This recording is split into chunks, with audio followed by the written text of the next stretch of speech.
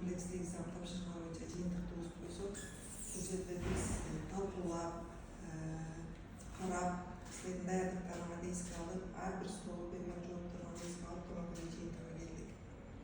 Кожобекова Партаз Жумабаевна 4, Виталикова Айнура Нурмаматовна 4, Сабиржан Музафар Тахирович 4, Сарыгулова Нурказ Акулушина 4 деген балар менен бааладык.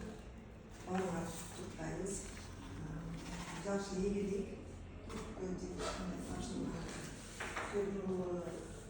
комплекстик экзамендер баары спец боюнча минимум тапшырганга тете эсептелинет.